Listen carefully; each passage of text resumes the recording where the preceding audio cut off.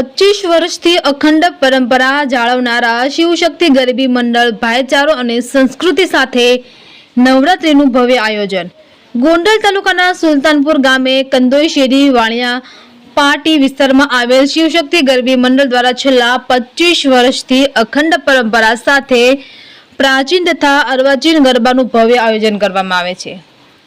વિશેષતા એવી છે કે અહીં 8 થી 10 વર્ષની નાની બાળાઓ જ ગરબા રમીને પરંપરા જીવંત રાખે છે। દરરોજ જુદા જુદા રાસો જેમ કે હુંડો રાસ, ટીટોડા રાસ, ત્રણ તાળી રાસ, ભુવા રાસ રમીને નવરાત્રી ઉત્સવને અનોખી છટા અપાય છે।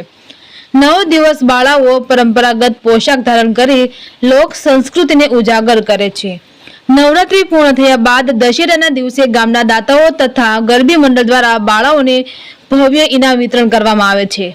સાથે સાથે શ્રી સત્યનારાયણની કથાનું પણ આયોજન થાય છે, જેમાં ગામ લોકોની બહોળી હાજરી રહે છે।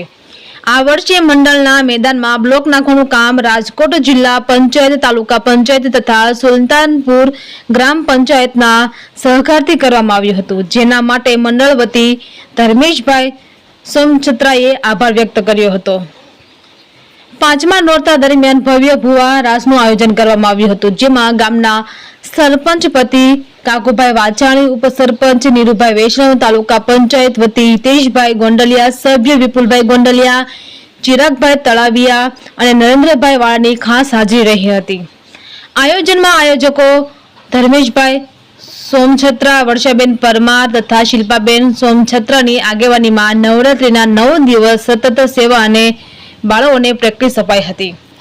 સુલતાનપુર ગામના આ ઉત્સવ માત્ર ધાર્મિક વિધિ જ નહીં પરંતુ ભાઈચારો, પરંપરા અને ભારતીય સંસ્કૃતિનો જીવંત મેળો ગણાય છે। રિપોર્ટર કમલેશ રાવરાણી, સુલતાનપુર।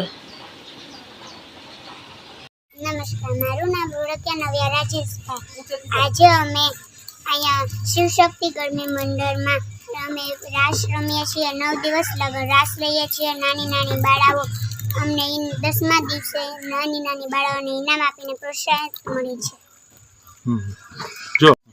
સૌને જય શ્રી કૃષ્ણ।